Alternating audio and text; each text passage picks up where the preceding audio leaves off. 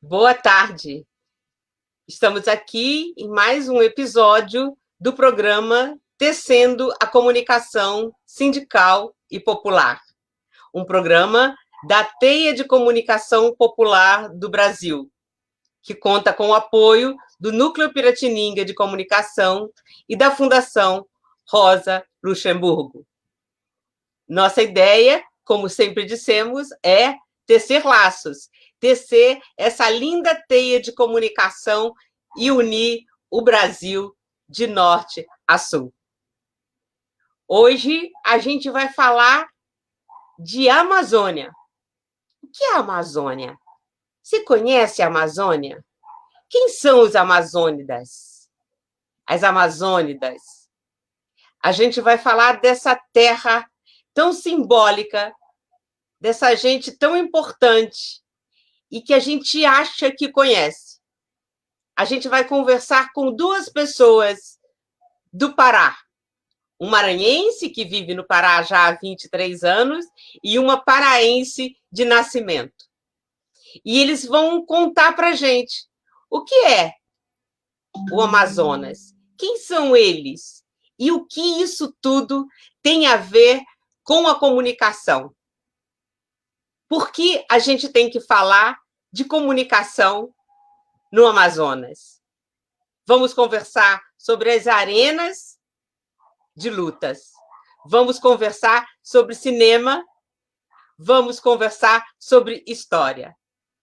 E começamos apresentando a nossa convidada e o nosso convidado de hoje. Célia Maracajá, atriz, diretora de cinema. Olá, Célia. Boa tarde. Oi. Boa tarde, querida Cláudia, aos nossos outros companheiros, Joca, o professor também. Muito boa tarde. É com uma alegria imensa que a gente está aqui realizando essa live e agradecendo a TEIA também, esse instrumento tão importante, né, da comunicação popular, viu? Tá? Ô, Célia, olha, eu estou emocionada. Um programa muito emocionante ter você aqui e ter também Rogério Almeida, esse Nosso querido professor. que tem a mania, tem o gosto de falar do Amazonas, de falar da Amazônia. Salve, Então, Claudinha. ele muda do Maranhão para o Pará. Boa tarde, Rogério. Boa tarde, Cláudia. Boa tarde, Célia. Boa tarde, Joca, que está fazendo aí a retaguarda. E todos os nossos compas, né, que estão acompanhando a gente, que fazem a TEIA ter vida, né, e possibilitar esses encontros, ainda que de forma virtual, para falar de um tema tão importante, né, ainda mais nessa conjuntura que a gente está vivendo hoje. E que conjuntura, que conjuntura. Rogério, você nasceu no Maranhão. Nasci em São Luís, cidade extremamente bonita. O autor do documentário sobre Milton Santos, que escapa o nome dele agora, Cláudia, ajuda aí. Silvio? E Silvio Temer, ele era encantado por São Luís, né, uma cidade muito poética. Nasci num beco chamado Beco Escuro, por conta da influência portuguesa, e fui criado na Rua da Viração. Então parece que tudo denota poesia, né? E na rua de um grande poeta que, infelizmente, no final da vida, deu uma debandada à direita, que é o Ferreira Goulart. Autor de grandes obras relacionadas com a luta pela terra, com o movimento operário, né? Então, pura poesia, num bairro chamado Camboa. E você... Que no ano passado foi reconhecido como território quilombola, um quilombo urbano. Nossa, que coisa boa! Que coisa boa, a gente pode conversar também sobre os quilombolas, né? Uhum. São as arenas amazônicas. E você, Célia, onde você nasceu? Na realidade, eu nasci no Mato Grosso, entendeu? Fui para o Pará e sou paraense. E não admito que se fale mal do Pará de forma nenhuma, de jeito nenhum, entendeu? Na realidade, verdade, eu acho que o nosso lugar de nascimento é onde nós estamos, né? É onde nós chegamos, onde nós fomos muito bem recebidos. Enfim, meu coração todo é da Amazônia e do Pará. Eu defendo o Pará assim, com unhas e dentes, porque é um outro território, é um outro mundo, né? A nossa Amazônia, né, Rogério? É um outro Isso. mundo, é um outro país, né? Porque Eu onde o adorei Rogério, o que você falou. sim, Ah, por favor. onde o Rogério nasceu aí, que é São Luís, também foi o Pará, né? Era a grande província do Isso. Grão-Pará, né, Era Rogério? estado Que é do Maranhão e Grão-Pará. Pegava até, eu acho que exatamente. Piauí. Pegava Então, Piauí, somos acho que todos. o estado do Nordeste era muito grande. Será que eu posso entrar nessa Era, história sendo filha de cearense? por favor, por Oxe, favor. Eu adorei o que você falou, porque quando as pessoas perguntam de onde eu sou, eu falo assim, eu sou. Então, uma parte minha vem do Rio, né? Outra parte vem do Ceará, mas eu morei em Manaus, eu morei em Roraima, eu morei no Espírito Santo. Eu sei lá de onde eu sou de todos esses lugares que me compuseram, né? E fizeram Né? ser quem eu Sim, sou, né? Tem um pedaço de cada afluente do Amazonas que corta meu corpo, né? Então, com certeza. gostei dessa história. A gente é de onde a gente escolhe, de quem acolhe a gente. E me diga uma coisa, eu Exatamente. queria assim, começar com vocês fazendo uma homenagem a uma menina de 10 anos que sofreu uma violência, e esse assunto está sendo tratado na imprensa, nas redes sociais, a capixaba de 10 anos, né, submetida à violência sexual e como consequência, o estupro e outra violência acabou de ser chamada de assassina, né? Então, assim, se vocês... Eu acho que a gente não conhece muito bem o Amazonas, o que é a Amazônia. Eu queria pedir para vocês, se vocês fossem contar para uma menina de 10 anos, o que é a Amazônia? O que vocês falariam para ela? Começa aí, sério.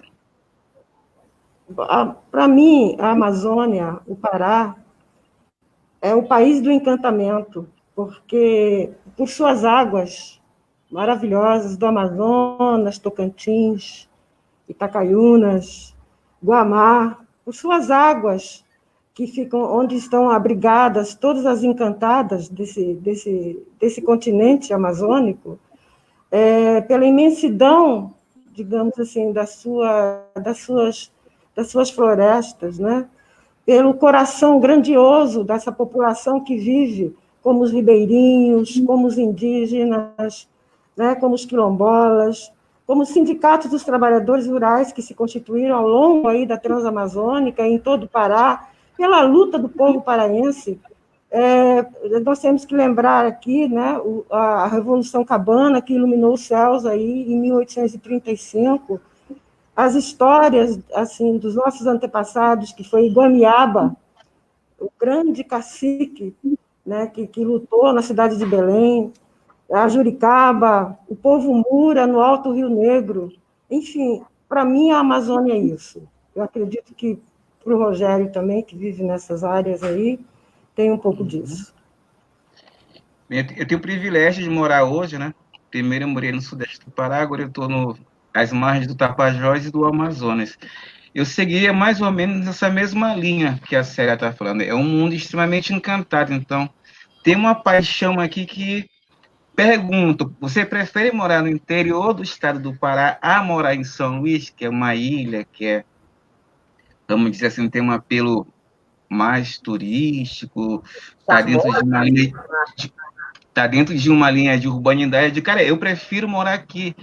A diversidade, a riqueza de conhecimento que existe aqui a partir dessas populações e que são apropriadas por outros campos do conhecimento e transformadas em mercadoria é de uma imensidão muito grande. E vou dar um exemplo, a gente fez um trabalho de campo a gente havia organizado com os adultos. Teve um problema e os adultos tiveram que se deslocar do quilombo para cá. Quem acolheu a gente foram 3 crianças, a menor de 8 e o mais velho de 17. Eu digo, e agora? Como é que eu vou desenrolar isso com a professora e com as professoras que foram comigo? Os meninos não conheciam bem a história de como foi conformado o território quilombola. A gente optou por passear no território. Eles conhecem aquilo com uma intimidade tão grande, os lagos, onde é que está a castanha, como é que eles fazem para capturar os pequenos animais que servem de fonte de proteína. Ele diferenciou uma castanheira de uma outra árvore muito grande que dá um ouriço semelhante, que toda vez eu esqueço o nome, e o pessoal ficou teimando, falou, não, essa aqui é a castanheira por conta disso, disso, disso, disso. Essa outra aqui, que parece muito, e até o ouriço é semelhante, é assim, um garoto de 8 anos. Aí, na volta, os garotos teve uma revoada de patos selvagens e a menina de 12 anos deu um pique e pegou o pato com a mão, assim. Então, eles conhecem, tem toda essa sabedoria. A construção simbólica que acabou legitimando as violências de apropriação do território e das riquezas acaba desqualificando todo um conhecimento que é milenar, que está na tradição da oralidade. A série que tem mais convivência com os indígenas é muito grande, a melhor planta para fazer as curas. Hoje, a Andiroba Copaíba está aí na pauta das grandes empresas, né? De farmácia, pelas patentes, né? de outros produtos. Então, onde eu moro, aqui na cidade de Santarém, é muito comum encontrar várias pessoas de outros lugares que vieram para passear, que ficaram encantadas e largaram tudo para se radicalizar aqui. Aí tu vai em determinados locais, a boa parte ou é do Centro-Sul ou é de outros países. Tu vai examinar o livro de visita dentro da Floresta Nacional que existe aqui, a maioria das pessoas é do exterior. Não acontece muito isso, né? Tem uns que vêm para aderir, ser solidário com as lutas que aqui existem, e tem outros que vêm no sentido de destruir, de expropriar, de manter uma violência que é estrutural e histórica, né, contra essas populações que fazem uma riqueza. Acho que mais do que a exuberância da floresta, dos rios, é esse conhecimento e os seres humanos que vivem. É de uma riqueza extraordinária. Quem tem paciência, sensibilidade para ficar mais ouvindo do que falando nesses contatos, aprende muito. Fala para a gente, então, Célia, sobre essas populações, sobre o povo da Amazônia. Eu diria que o povo da Amazônia é um povo que tem a dimensão do seu território. Sabe que 60% do país, né, geograficamente falando, é a Amazônia, né? Então, o povo paraense, o povo da Amazônia, é um povo que tem um coração enorme, entendeu? Tem uma história de luta e resistência também, que assim, muita gente no resto do país não conhece, né? Desde as primeiras rebeliões, né, que a gente tem conhecimento, desde a cabanagem, desde a da Confederação lá no Alto Rio Negro, enfim, essas populações, as populações ribeirinhas, né, o movimento sem terra, enfim, o Pará, eu diria que assim, é um caldeirão efervescente o tempo todo, sabe, banhado por suas imensas águas, né, que tanto são as águas dos rios, como são as águas das chuvas. Nós somos, assim, abençoados por isso, né, pela natureza. Então, a alma do povo da Amazônia tem essa grandiosidade também, né, de luta e resistência. Que coisa bonita. São indígenas, ribeirinhos, indígenas, quilombolas, enfim, essa cultura. Os povos tradicionais são esses, né? Sim. Oi, Claudinha. Alô? Não, os povos tradicionais da Amazônia são os indígenas, ribeirinhos, quilombolas, que a gente... É isso. É isso. É Vocês isso, querem é falar isso. um pouco sobre a cabanagem? Já foi citada aqui 2 vezes. Olha, a cabanagem, eu acredito que seja um dos assuntos que são mais debatidos, talvez, fora do Pará, que ela não ficou restrita ao Pará, né, Célia? Ela transbordou as fronteiras do estado do Pará. Ela chegou ao Nordeste, também tinha uma relação mesmo com os países vizinhos com a Guiana. Tinha umas relações de troca. Sim. Então, tem Sim. vários livros, trabalho de pós-graduação, tem um documentário bem bacana, eu estou com um problema de memória aqui. Eu lembro do produto, mas não lembro do autor. Mas eu só dar uma procurada, é mais ou menos de 1 hora, que explica de uma forma bem bacana. E a cabanagem é considerada uma das insurreições do tempo colonial mais importantes do país pelo fato dos setores mais marginalizados da conformação social do Estado e também dos estados vizinhos, e parte também de uma elite intelectual, tinha religiosos no meio, né? O Batista Campos era jornalista e também era religioso, tal, tinha essa turma, né? E que conseguiu isso, tá registrado, por exemplo, Caio Prado Júnior faz referência à cabanagem. Vários intelectuais aí do centro falam. Aqui é muito comum falar, mas onde eu moro, tiveram 2 polos da cabanagem, Pinhel e Cuipiranga. Cuipiranga, pelo que eu tenho lido sobre o assunto, foi o último foco a ser reprimido de todo o processo. Então, o que Então, queria a cabanagem? Foi o movimento de luta por que motivo? queres falar, Sérgio? Posso falar um pouquinho também? Aí você também, Rogério, né? Em Para 1835, que eu não 1835, monopolize a fala. Foram escolhidos para estar juntos, porque tem tudo a ver. nos idos de 1835, né? O povo pobre, o povo das cabanas, os negros, os indígenas, tomaram a cidade de Belém, né? E esse movimento se contra, evidentemente, o jugo português. Esse movimento se estendeu, como bem disse o Rogério, para outros cantos, né, da Amazônia, inclusive, chegando até na Guiana. E esse movimento, então, que foi durante 5 anos, né, que assolou o continente amazônico, por luta e por terra e por liberdade, ele perdura, eu diria, até os dias, no inconsciente coletivo, isso permaneceu, de certa forma, né? Porque nós ali do norte somos um povo bastante rebelde, ainda bem, sabe assim, né? São cabanas. Somos cabanos, né? Mas eu quero destacar aqui na história da cabanagem uma história de uma mulher que participou da cabanagem e que os livros não citam, por exemplo, né?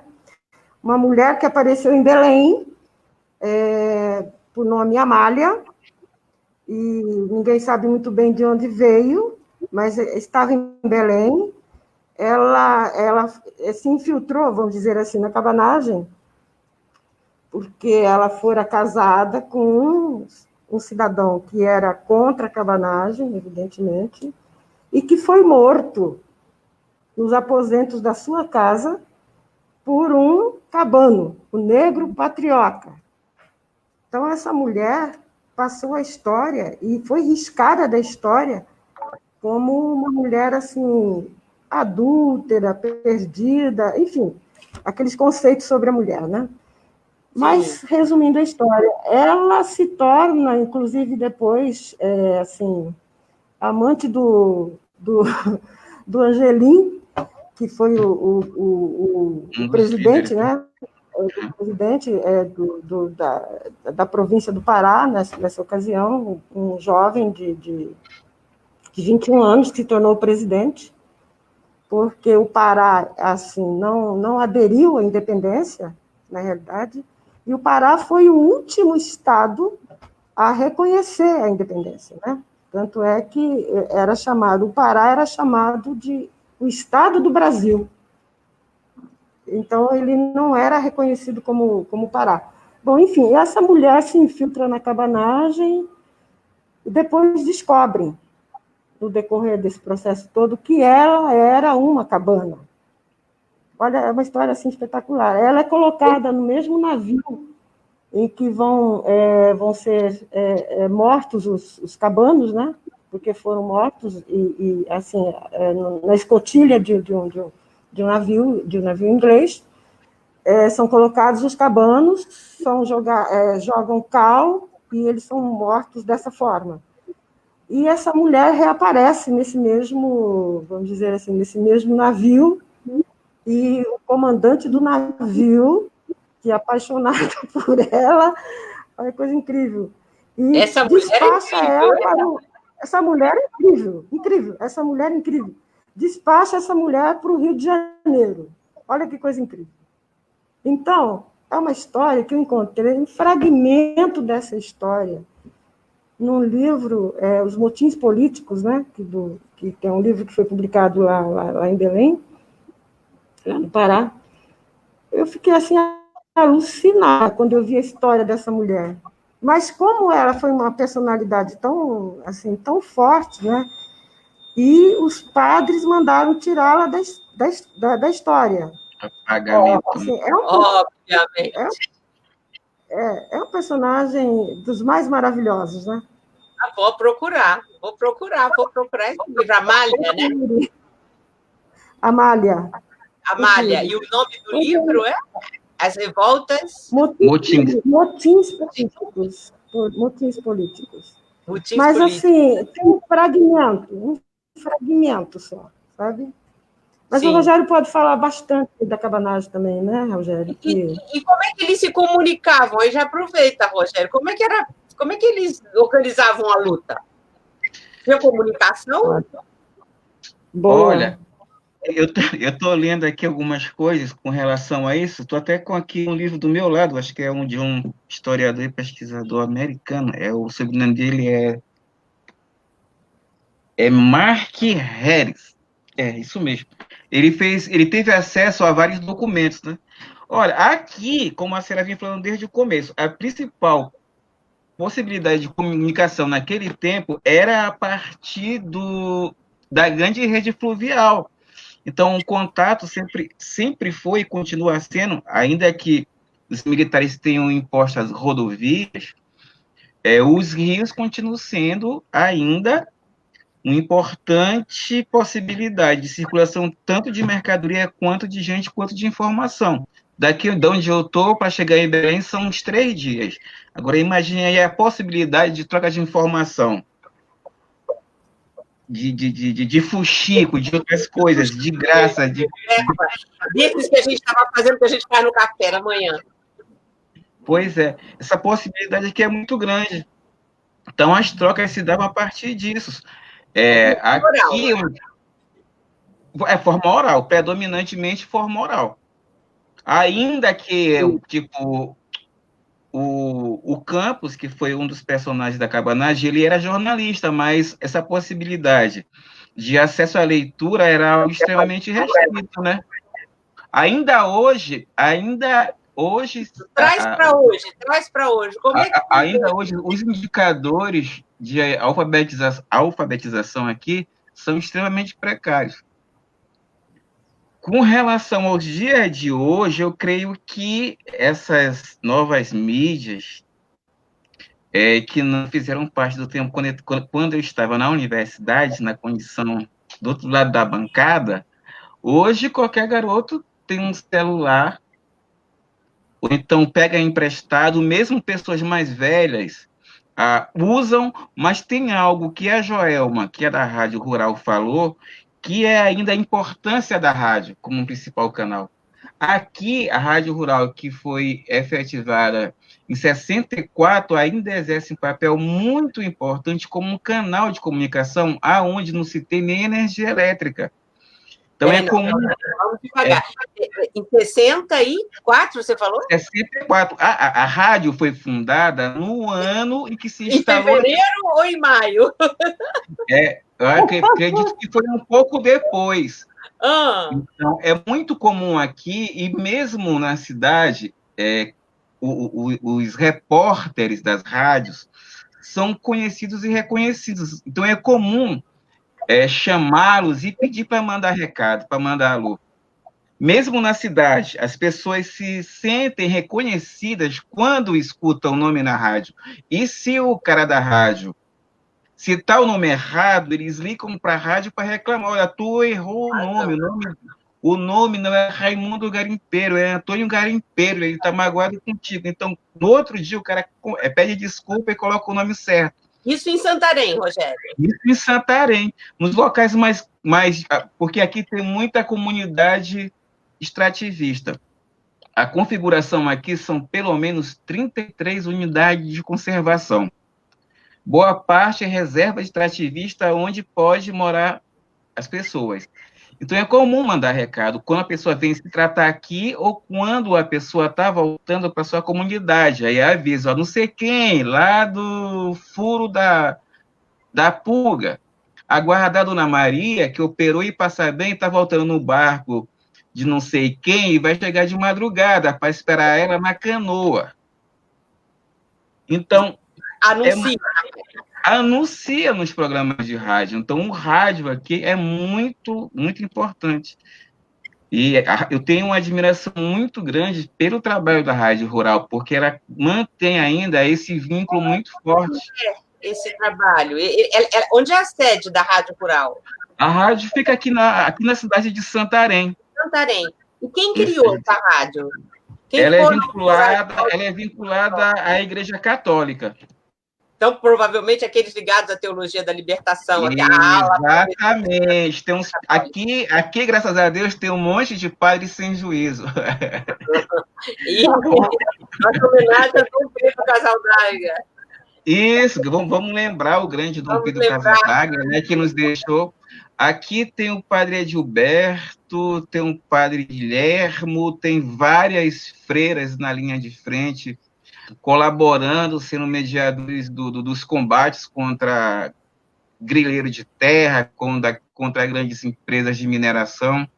Numa cidade aqui da região, em Juruti, a Alcoa, que é uma empresa estadunidense, que já cometeu vários crimes na cidade, quer atravessar a fronteira para tomar conta de parte da reserva do Lago Grande, por conta de extrair minério.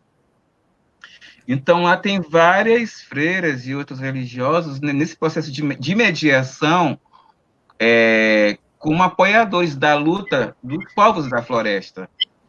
Então, é uma riqueza muito grande na construção simbólica, tanto de escrever, de construir filmes, da fotografia e de romarias. Romarias tanto das águas, quanto romarias da terra. Né, sério, aqui há muito isso. Aqui eu esqueci o número, a edição que está a Romaria das Águas, que é justamente em defesa. Se barrar o rio, não tem peixe. Vai alterar toda uma lógica de ciclo de vida que envolve o rio, a floresta e a terra. E é fonte de proteína dessa diversidade social. É segurança alimentar dessa turma. Se eu barrar o rio, se eu colocar porto, como tem um projeto, o projeto do governo para cá é o pior possível. É transformar a região do Baixo Amazonas num grande corredor de exportação de commodity. O que é a região do Baixo Amazonas? É o que mesmo? Aí pega aqui Santarém. Está falando para quem não sabe. O Baixo Amazonas, a parte do Pará, porque também tem a parte lá do Amazonas, ele vai englobar uns 14 municípios. Vai de Santarém, Óbidos, Alenquer, Chiminá, Faro, Juruti. E todos eles são irrigados pelo Amazonas, o Tapajós e outros afluentes. Então, o projeto do governo aqui é criar transformar num grande corredor de exportação a partir de modal de rodovia, ferrovia e hidrovia para escoar a soja do Mato Grosso. É a soja. E vários portos. Já tem um complexo de Porto Grande, né, no município de Itaituba. Aqui já tem um desde o ano 2000, que é da Cargill. que transformaram uma praia, um espaço coletivo, no espaço privado, a Praia de Vera Paz. Então, historicamente, desde o primeiro colonizador, vem se perpetuando esse tipo de lógica, de apropriação, de violência. A Cira estava falando com relação à cabanagem, o que veio de mercenário para trabalhar, para sufocar a insurreição, a violência é um elemento super estruturante nesse processo todo. Essa violência mais física de matar. O que foi o massacre de Eldorado? O que foi Pau d'Arco e tantos outros massacres? O que tem sido a morte dos indígenas lá no Maranhão, lá no Mato Grosso? Então, se naturaliza. Quando se noticia, como se fosse a mesma coisa nas favelas do Rio e de São Paulo, né? Quando se matam os jovens negros nas favelas, se naturaliza na mesma lógica. Eu vou falar só um pouquinho, com relação, para puxar um pouco da comunicação, com relação à construção simbólica. Quando a gente vai examinar as primeiras narrativas dos viajantes, dos religiosos, de outros sujeitos, dos naturalistas que vieram por aqui, tem toda uma construção simbólica nessa direção, de desqualificar as pessoas que aqui moravam, que aqui habitavam, como uma estratégia de legitimar a posse da terra e da riqueza. Ou quando falam desses povos, eles são ressaltados ou pela exuberância ou de forma pejorativa. Os negros barulhentos com seus batuques, com as suas vozes desafinadas, entoavam seus tambores a noite inteira, tal. Como eu estava lendo um relato de um naturalista inglês. Eu estou lembrando das casas aqui, quando você está falando. Uhum. Então, tem um autor que eu gosto muito, apesar dele ser super conservador, ele era um jurista, depois ele migrou para Pernambuco, mas a narrativa dele, ainda que seja preconceituosa, ajuda a gente a entender essas complexidades das disputas de poder aqui, que é o Inglês de Souza. Aí tem o Cacaulista, o Coronel Sangrado, História de um Pescador, que forma uma trilogia. Quando ele vai descrever os cabanos, ele sempre os trata de forma pejorativa. Lá vem aqueles negros esfarrapados, esfomeados, saquear os nossos cacauais, as nossas riquezas, o nosso gado, e queimar as nossas casas. Porque na cabanagem o grande ódio era contra os portugueses que encarnavam os repressores. Então, né, sério? Então a ideia, vamos cortar a cabeça dos portugueses. Uma das palavras de ordem da cabanagem é justamente essa, né? Para cortar a cabeça dos portugueses aí, que eles oprimem a gente. E conta, Célia, nós falamos aqui em documentários, você trabalhou em alguns, dirigiu alguns. Conta para nós. Eu soube que você trabalhou em um recentemente na Transamazônica, não é isso? Foi, na Transamazônica. Saiu de Maranhão até Colômbia. Nós saímos de Estreito, no Maranhão, né? Fizemos a parte amazônica da Transamazônica, não é? De Estreito até Lábrea, no Amazonas, ali na beira do Rio Purus, onde termina a Transamazônica, esse projeto megalomaníaco da ditadura aí nos anos 70, em que milhares de nordestinos, de pessoas que vieram do sul do país foram jogadas ao longo dessa estrada. Muitos não resistiram, voltaram, outros permaneceram aí, não é? Mas o que eu quero salientar nessa viagem também, já que a gente está falando de comunicação, né, a importância das rádios comunitárias que foram implementadas ao longo da Transamazônica. Conta isso para a gente. Por exemplo, numa cartografia assim, digital que foi feita, acho que em 2017, mais ou menos, aqui na Amazônia tinham cerca de 570, vamos chamar assim, rádios comunitárias, e sendo que 504 estavam licenciadas. As 200 e poucas eram totalmente clandestinas. Imagina isso. E nessa viagem da Transamazônica, por exemplo, ao chegar em Jacareacanga, é bem Aqui longe perto. Jacareacanga, né? Tá Perto aí do Perto de oeste, mim, dá perto de está mais perto aí do Rogério, né, é, Rogério? Quando chegamos em Jacareacanga, que é um território muito munduruku, dos povos munduruku, não é? Lugar que você tem aí cerca de 12 mil a 13, 14 mil indígenas mundurucus vivendo. A cidade é toda munduruku, mas agora a cidade foi, digamos assim, invadida pelo garimpo, então você já começa a ter muitos problemas em Jacareacanga, mas a equipe, quando chegou lá, imediatamente a rádio nos convocou para uma entrevista, que foi ouvida na cidade como um todo. Então, todo mundo sabia que nós estávamos lá fazendo esse documentário, né?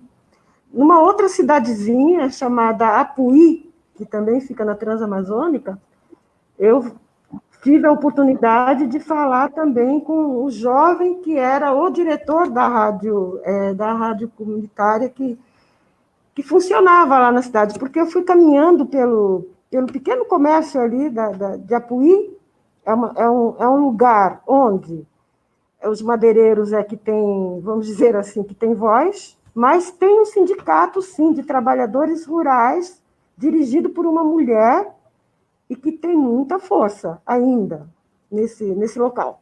Pois bem, eu estava andando pelo comércio e comecei a ouvir uma rádio, né? Porque tem os alto-falantes no poste. Olha que coisa linda. Então, eu procurei saber onde era, e era uma portinha que tinha lá, e tinha lá um jovem tocando a rádio, sabe? E, assim, quase fechando, porque não tinha incentivo. Alguns comerciantes dão ali alguma coisa, algum suporte, mas, na realidade, era por puro amor à causa. O sindicato dá muito apoio também para essa rádio, né? Sindicato dirigido por uma mulher, olha, a presidente do sindicato é uma mulher, achei também muito, muito surpreendente, muito bom, né? E estávamos aí uma tarde em Apuí, entrevistando uma antiga moradora de Apuí, que a história dela é incrível, casada recentemente com um médico cubano. Que coisa! E esse médico vivendo lá com ela, e me passa uma bike, assim, eu chamo de Avenida Transamazônica, porque lá chama-se Avenida Transamazônica, né? Passa aquela bike no final da tarde, toda cheia toda iluminada, também noticiando, além da propaganda, mas noticiando os acontecimentos que estavam ocorrendo ali na cidade, né? Olha, eu confesso que eu fiquei muito emocionada vendo isso, sabe? Porque eu falei, poxa, nem tudo está perdido, sabe? Não é? Não. Então, assim, sim, então, assim, ao longo da Transamazônica, quer dizer, essas rádios aí, de uma imensa importância, porque é aquilo, né? Da visibilidade para aqueles que não têm voz, na realidade, né? O que você encontrou de comunicação foram as rádios, Célia? Foram as rádios. As rádios ainda ali, lutando, resistindo, sabe? Essa rádio, por exemplo, em Jacareacanga, ele abriu a rádio só para fazer entrevista conosco. Você imagina? Está na rede, né, Rogério? Na rede que a Joelma está organizando. Isso.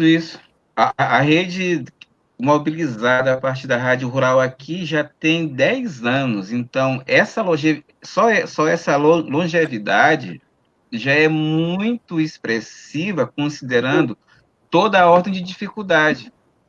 Dificuldade de recurso financeiro, de gente, como ganhar muito pouco. Então, se tiver uma outra oportunidade, aquela pessoa que foi qualificada, ela vai sair. Aí tem que, de novo, trabalhar na formação dessas pessoas. Então, a experiência da rádio ela já foi retratada em dissertação, em tese, só a rede também. A rádio, você diz, é a rádio que é sede em Santarém. A Rádio Isso, Norte. a Rádio Rural. Rádio Rural. Rádio rural. Isso. Que A senhora estava falando... uma rádio que nasceu em 64, né? E existe até hoje? Ainda hoje. Ela corta um dobrado, mas continua e vem tentando também se incrementar. Tem portal, tem vínculo também com TVs da rede da Igreja Católica, mas sempre nessa linha, na linha de dialogar com os setores marginalizados. Não é na linha de estar indo cobrir casamento de bacana, é junto com o povo pé rachado, um povo que tem no açaí, no peixe, na farinha, a sua principal fonte de proteína, que peleja pra caramba para se manter nos seus territórios. E tem um celular? Alguns sim, outros não. Eu frequento muito aqui um espaço popular que fica perto da Igreja Matriz, é chamada Garapeira. Ali, tipo, é um espaço de socialização de todo mundo. Vai o delegado, vai o marginal, é um espaço super democrático. Aí tu vê as pessoas que vêm das ilhas, mesmo os mais velhos, que não faz parte do universo dele, a tecnologia, ele tem aquele celular mais pé duro, que é para ele poder fazer contato com a família que mora aqui. Não tem um recurso de WhatsApp e outros, mas tem para ele ligar. E alguns locais já tem um serviço, consegue alcançar algumas zonas rurais. Né? A internet por rádio, né? Por rádio, mas quem ainda vende muito aquele rádio clássico, o rádio a pilha. Tu anda no comércio aqui, tu vai encontrar o rádio a pilha em qualquer lugar. Aqui, na beira do rio, vende tudo. A estrada da pesca e tem que ter o rádio. E o Ed Wilson, nosso colega lá da Universidade Federal do Maranhão, ele fala a mesma coisa. Você encontrou, Célia, a rádio nas suas rádio de pilha? Encontrei, sim. Encontrei e, assim, bastante emocionante, porque você vê chegando numa... Porque é o seguinte, aqui lá, né, na Amazônia, entendeu? Os meios de comunicação, vamos dizer assim, digital, ainda não chegou em todas as comunidades. Tem comunidades muito distantes, né? E que, como bem disse o eu participei há uns 4 anos, talvez, numa conversa em Manaus, e foi falado exatamente isso. Aqui a gente vai para o Rio. Como é que a internet... Como é que é a nossa comunicação? Será que o que vocês estão falando serve para nós? Exatamente, né? Será que serve? É a grande pergunta. Porque, assim, essas comunidades ribeirinhas, não é?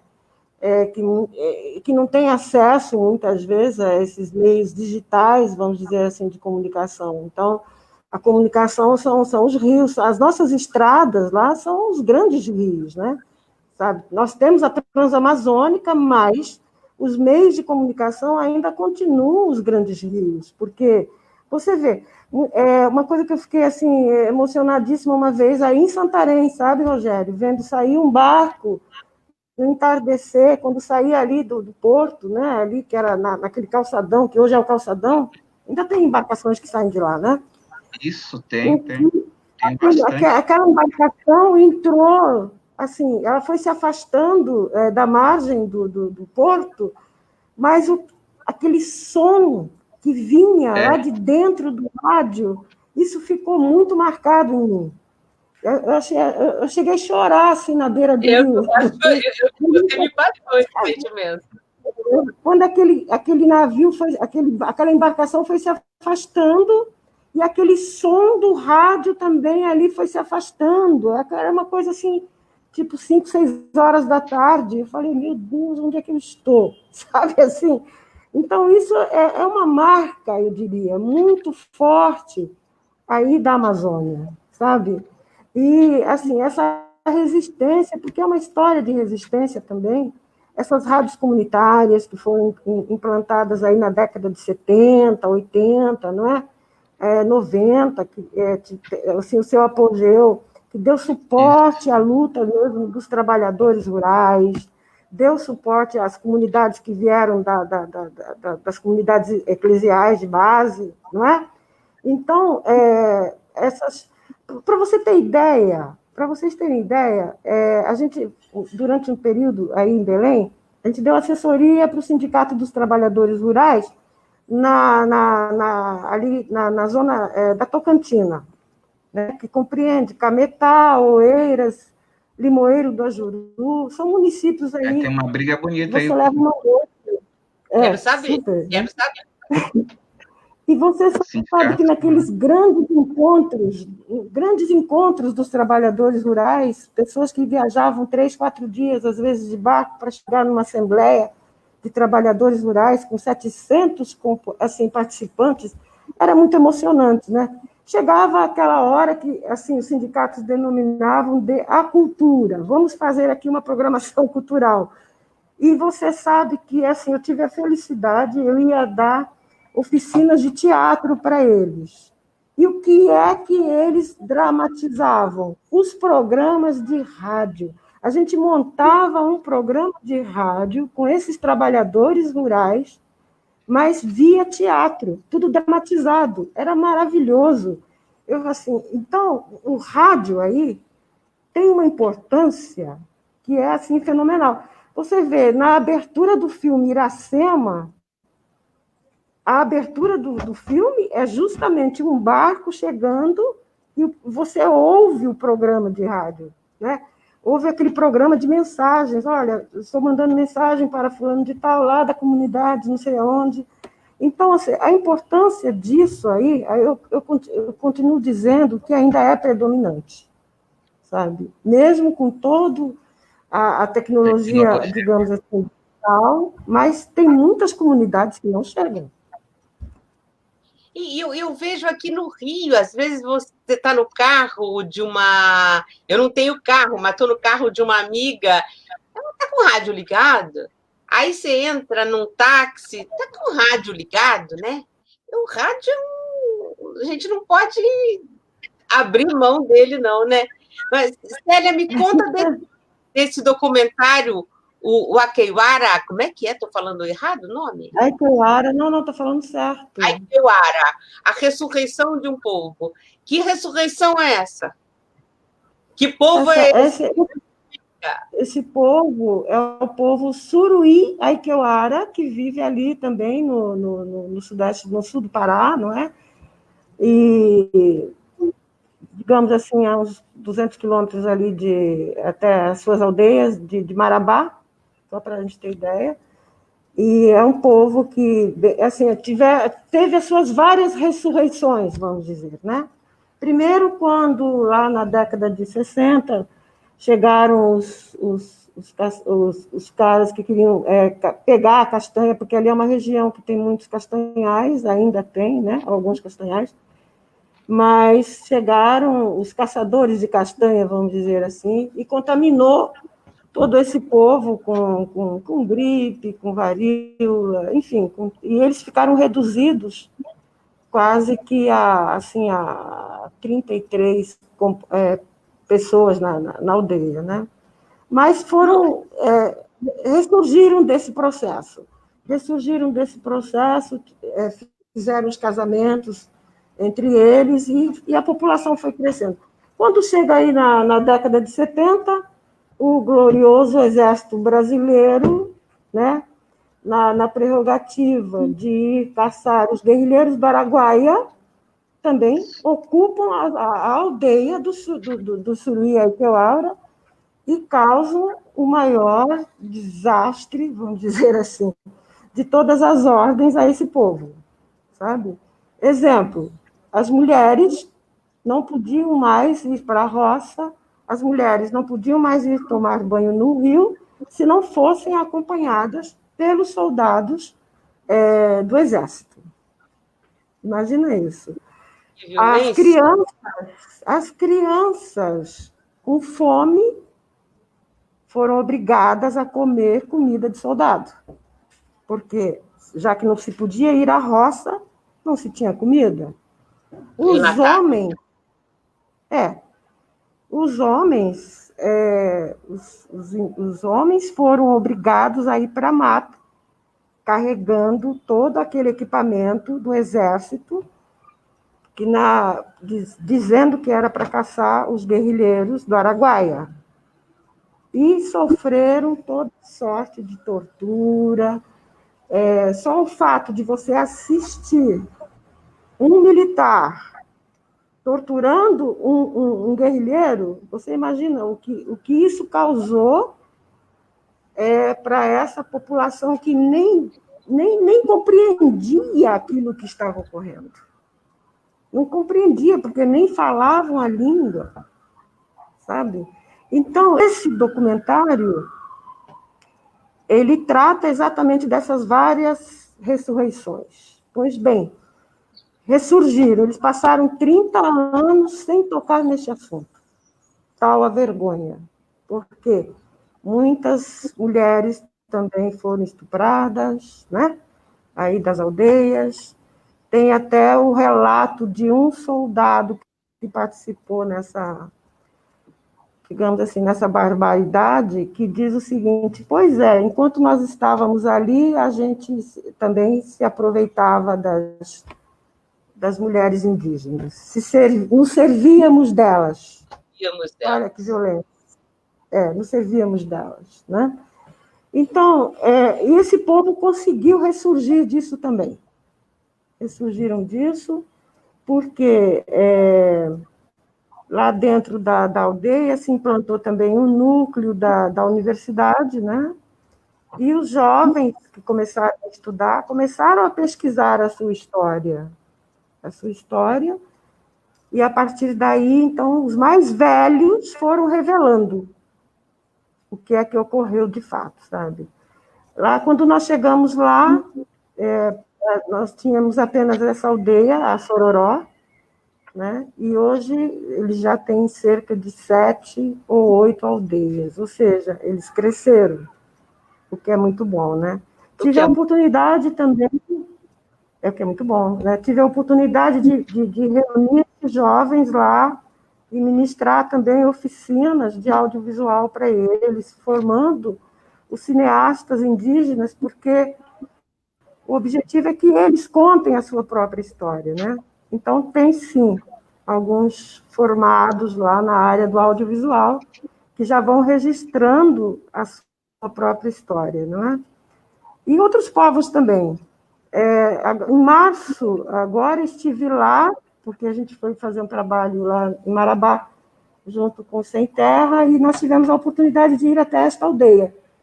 E depois eu recebi a notícia que vários deles estavam contaminados também pelo Covid. E aí, um deles, os mais velhos, também já tinham falecido em função ou seja, desse genocídio, né, que está se implantando nas aldeias. Mas, assim, eu tenho esperança que o povo é um povo resistente, é um povo que vai ressurgir também, sabe? E você, Rogério, nas suas arenas amazônicas,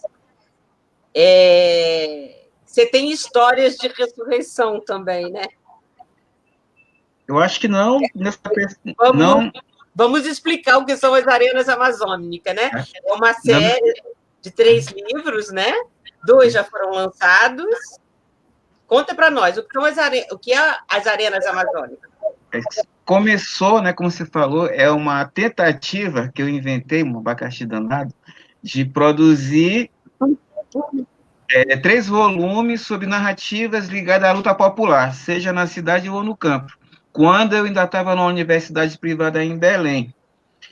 Aí tinha uma extensão que tinha muito recurso. Aí, quando esvaziou o recurso, ninguém queria. Aí, como eu tinha acabado de entrar, colocaram no meu colo. Aí eu juntei alguns alunos sem juízo, e como nós estamos a fazer umas produções de conteúdos no campo da cultura, onde a gente enquadra, e política, onde a gente tentava dar relevo a essas lutas. A gente foi para Terra Firme, para o Guamá, e começou, né, a fazer essas narrativas. Primeiro fazia o contato, sensibilizar, tem que voltar, tal. E essa série começou a ser publicada no site Carta Maior. Aí tem um movimento na Terra Firme bem bacana, tem uma diversidade muito grande de intervenções no campo da cultura, bem bacana. A gente começou a estar fazendo esse registro. Aí os meninos, vários... Tem algo muito bacana, que são esses núcleos protagonizados a partir de jovens no campo da cultura, que também se apropriam desses recursos mais novos. Então, tinha a turma do grafite, da literatura marginal e de outros campos que eles começaram a organizar mutirões. Aí a gente foi acompanhar. A gente acompanhava o mutirão e registrava. Ali na periferia de Belém, na Ananindeua, na Guanabara, tem uma rádio, que é a Rádio Cabana. Mais uma continuidade, né, Séria, da luta popular. A Rádio Cabana, ela tem um tempão já, ela tem mais de 10 anos. A gente foi fazendo isso. Eu queria fazer só um volume, aí eu fui escutar os outros, me mandaram dividir, só que isso dá um trabalho danado. Então, o primeiro volume fala disso, mais da periferia de Belém, nesse campo, mulher, cultura e povo preto. E a gente incluiu um relato muito importante da professora Escilda Veiga, que foi fundadora da Sociedade dos Direitos Humanos, foi presa, torturada. Ela perdeu o esposo, que era advogado de Sem Terra, nessa região que a Cera estava falando, na região do sudeste do Pará, que é a região onde mais se matou e continua a se matar camponeses e dirigentes envolvidos na luta pela terra. Ainda é hoje, Rogério? Olha, eu acho que o massacre de Pau d'Arco, onde 12 pessoas ligadas ao movimento da Liga dos Camponeses Pobres foram mortas pelas polícias civil e militar, eu acho que isso deixa bem evidente, né? Essa manutenção, fora o monte de gente ameaçada. O segundo volume ele vai tratar dos grandes projetos, que continuam a ser as principais políticas de desenvolvimento para a região, que provocam situações de conflito tanto no interior quanto também nas cidades médias e nas capitais, porque vai provocar pressão sobre escolas, sobre saúde, sobre uma série de coisas. Vai se avolumar a periferia, violências, drogas. E a nossa região, no que pese toda essa beleza, exuberância e luta, é uma região de circulação de questão de ilegalidades. Então, tráfico de drogas não afeta só Rio e São Paulo. A gente mora num verdadeiro corredor de tráfico de drogas, tráfico de madeira e tráfico humano, o que é mais grave. Se negocia gente tanto para trabalho de escravo em garimpo, tanto para dentro aqui, quanto na região da Guiana e Suriname, né, Sério? Ali tem muito. E questão de prostituição de garotas. As meninas empobrecidas do Marajó, elas vão acabar sendo negociadas nessas regiões de garimpo da fronteira. Tem um autor muito bom de Belém que eu gosto, que é o Edir Augusto Proença, que é filho de radialista e jornalista, que a obra dele, as narrativas dele de verve policial, iluminam muito isso. Psica, agora ele Nós vamos dar um tempo de procurar e indicar tudo isso que vocês falaram. Bel ilumina muito isso. O último volume, que eu estou tentando fechar, só que eu estou muito enrolado com o processo de tese, está me gerando até uma gastrite, é sobre a comunicação popular. Então, tem várias experiências muito ricas de comunicação nos mais diferentes campos, desses mais sofisticados, dos centros, feito por intelectuais orgânicos, quanto no interior. O exemplo que a Cera deu das rádios, feitas assim uma pura coragem, paixão e de teimosia, de resistência para manter, é muito grande. Tem um senhorzinho que é dirigente camponês, é um migrante do Ceará, a gente está cheio de parentes do Nordeste, assim como o Tom Zé brinca que São Paulo é a principal cidade do Nordeste fora do Nordeste, né? Então aqui também a gente está cheio de parente. Ele constrói narrativas sobre a Amazônia a partir da literatura de cordel, que é de uma riqueza impressionante, que se fosse num país central, ele seria reverenciado. Então, essa apropriação... Comunicação popular, né, o cordel. Essa apropriação desses sujeitos que estão na linha de frente disputando a narrativa, isso é fantástico. Tem o jornal Resistência, que, para mim, rivaliza com esses grandalhões da época da resistência à ditadura, do Centro-Sul, né, das cooperativas, o Opinião, o Movimento, o Resistência merecia ser digitalizado, disponibilizado para consulta. Resistência de uma riqueza fantástica. Do Pará? Era feito em Belém. Belém. Isso em plena ditadura, a partir de intelectuais orgânicos organizados em Belém, no Núcleo de Direitos Humanos da Sociedade Paraense. Então, é de uma riqueza muito grande que merece ser estudada. Aonde a Célia estava falando, em Marabá, leigos e camponeses faziam o grito da PA 150, no tempo do mimeógrafo, que o pessoal do celular hoje não faz nem ideia do que seja, então procurem. Mimeógrafo é o dinossauro do computador da nossa geração aqui. Aqui onde eu moro se fazia o lamparina. Tem tanta simbologia. A lamparina de iluminar o caminho, a lamparina como um recurso da onde não tem energia, a lamparina de o nome lamparina, ele vem de quê? Qual é o sentido? Alguém já me contou, eu acho que alguém do Sindicato Rural de Santarém. O lamparina é um recurso muito usado aqui, né? Onde não tem energia é a lamparina. No meu tempo se colocava querosene, eu não sei qual é o combustível que se coloca hoje. É uma luminária feita de alumínio, que se coloca o combustível, em cima tem um paninho que você liga para poder... Então, o sindicato se tornou lamparina. Isso. E também é a marca do sindicato, do STR de Santarém. Um dos sindicatos mais combativos. Então, aqui no estado, no Acre, o Varadouro, felizmente, que era feito no Acre, na ditadura ali, foi totalmente digitalizado. É só colocar lá, tem a biblioteca do Acre fez isso. Aí tem dos intelectuais orgânicos, o Bandeira 3, que era feito pelo Lúcio Flávio Pinto.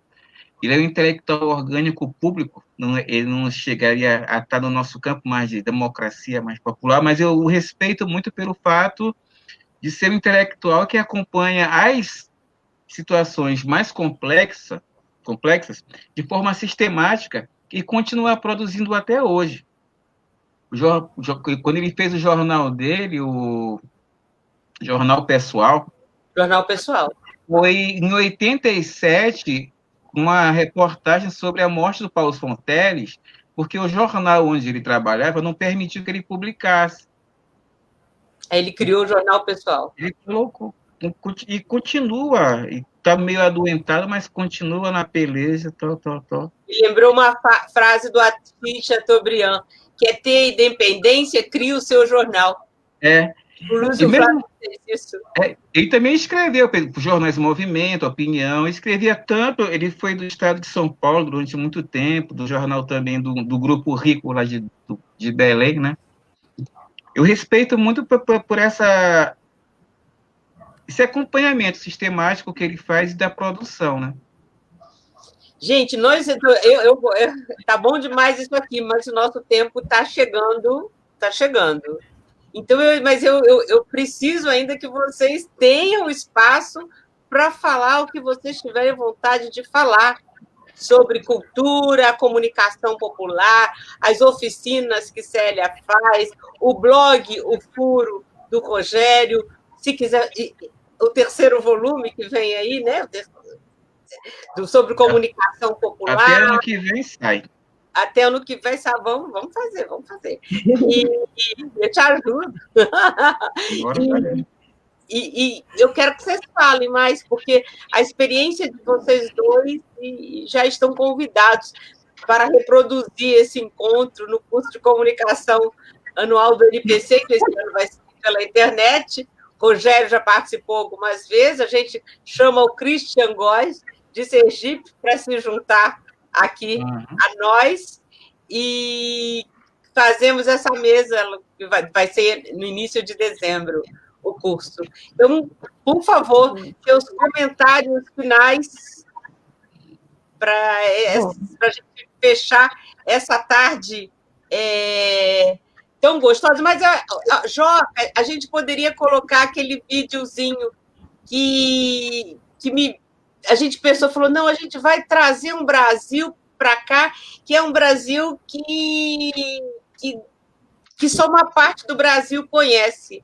Então, vamos mostrar esse videozinho, cantar essa música juntos, e ela pode nos ajudar. E aí, eu queria que as considerações finais vocês falassem um pouco dessa música também. A gente pode ir, Joca? Sobre o Brasil. O que é esse Brasil e com essa maravilhosa, né?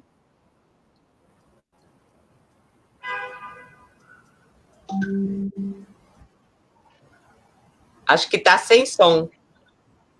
Tem um áudio. Tá sem som. Aí então vamos falando quando não sai a música. Música sem som não dá. Mas a gente coloca aqui.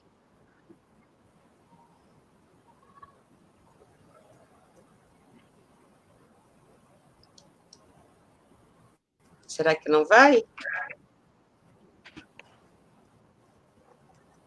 A gente vai aqui, ó.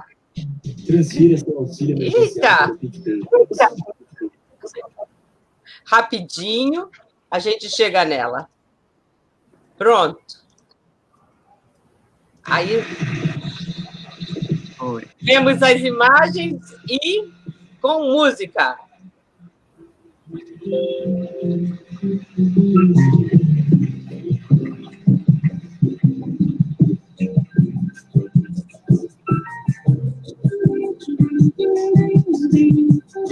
Linda, né?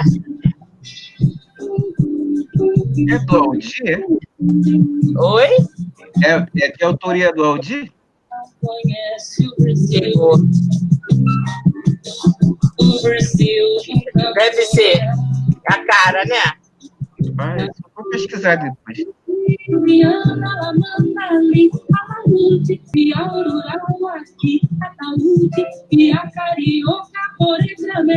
E ela coloca todo mundo ali.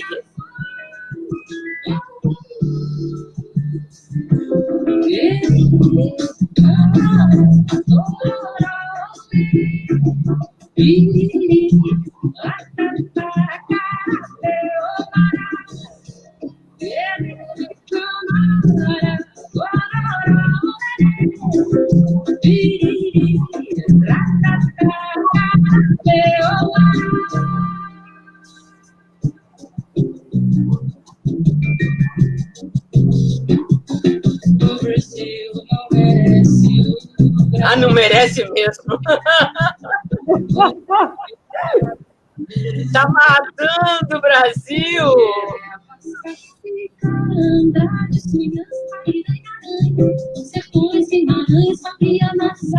E ela traz tudo.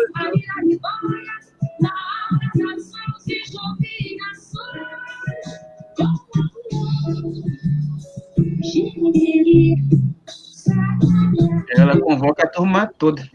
E ela termina no Rio, né? Termina aqui com a gente, Célia.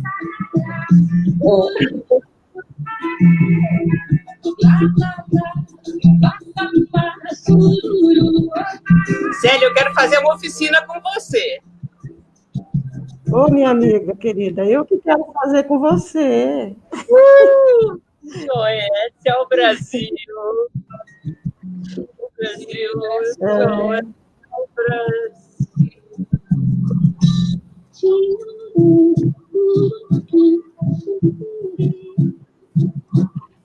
O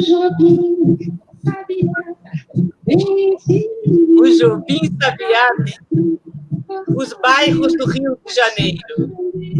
Série de bairros do Rio, da Zona Norte. Madureira, Olari, Bangu. Vou te levar para conhecer isso tudo, Rogério. Aí não, mas não vai Ipanema.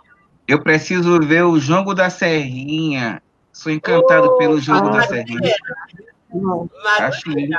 Acho lindo. Fica ali pertinho. Só a gente desce do trem, vira o viaduto, sobe o viaduto para o outro lado, dá uma andada e já chega lá.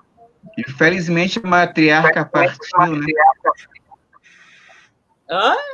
Oi? A matriarca do Jongo partiu, né? É, Faz uns dias, né? mas nós temos aqui alguns amigos bem ligados Continua. Bom, Levanta Negro, o Cativeiro Acabou. É uma das canções que ele sempre entoa, né? Eu acho muito bonito. começa logo os seus comentários finais, a sua despedida. Eu acredito que, mais do que nunca, né, nessa condição adversa que a gente está, a gente tem que se manter unido, né, e teimar. Eu sempre dou como exemplo uma escola que tem lá em Marabá, Célia, que é uma escola que foi um espaço grilado, que era um castanhal de um grande filho da puta, e hoje é uma universidade rural, que é o UFPA. Então, isso é de um simbolismo muito forte. Como é possível a gente se manter em pé e construir uma outra perspectiva. E quando a gente se lembra de outras pessoas, outros seres humanos bonitos que teimaram e que inspiram a gente, como Manuel da Conceição, outros indígenas, Casa d'Águia, morreu recentemente também um indígena muito importante, que escapa o nome, ajuda aí, Sérgio. Então, essa turma toda serve de lamparina para que a gente siga teimando, amando, escrevendo, fazendo filme, beijando na boca, batendo tambor. É isso, Rogério.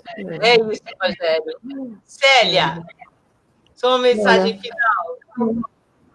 Felicidade em encontrar Rogério, você e todos que estão aí nos vendo, nos seguindo, e dizer assim que essas águas imensas e caudalosas, né, dos nossos rios nos enchem sempre de muita emoção, de muita coragem para ir existindo, né, nesse cenário tão das trevas. Mas uma coisa é certa, a luz do cinema vencerá as trevas.